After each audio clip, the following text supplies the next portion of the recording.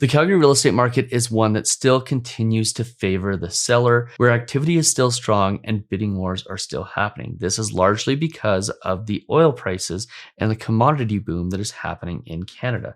And this is also partly because we are seeing a K-shaped recovery from the pandemic, meaning certain industries are recovering quite well, like commodities, where others aren't necessarily. And it just so happens that Calgary is a commodity-rich area that has a pretty good recovery happening at the moment. But before we get into all the details, do me that favor, hit that subscribe button, hit that notification bell, and please hit that like button so more people like you can see this video. And don't forget about a Race to 25,000 subscribers giveaway. On July 1st, we're going to give away $5,000 to one lucky winner. In order to enter, make sure you're subscribed to this channel and go to 360giveaway.ca to fill out the entry form.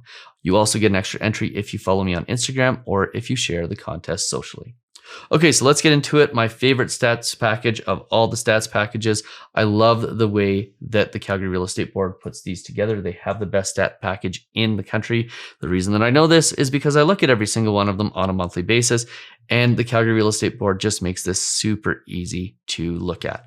So here's the headline. The market continues to favor the seller despite slowing sales. Obviously, sales are slowing down, but they are still up compared to last year. As you can see, we're at 3,071 sales. Last year, we were slightly less than that. We're up 3%. Now we're coming off of the highs of March and April, just like everywhere else in the country, but housing prices continue to go up. In fact, they're up 14.5%. Our new benchmark price is $546,000. And as you can see, that number is trending upwards. We have yet to see a turn in the Calgary real estate market. In fact, because of the lagging of the last couple of years in the Calgary real estate market and because of higher commodity prices, we're probably going to see the housing prices in Calgary continue to go up.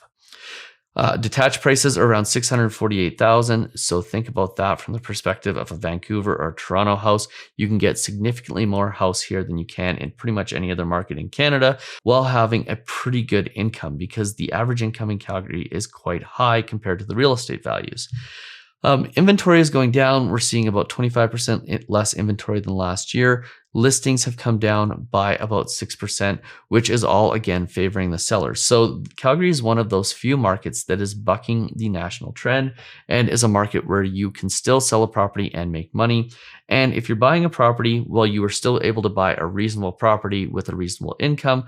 That upward pressure is still there. Now, here's the thing about the Calgary market, and we're seeing a lot of people coming from other provinces buying in Calgary, thinking that it's the last frontier for real estate and that you're going to be able to make a ton of money on real estate in Calgary. And I was talking to a friend yesterday who bought a property in 2010.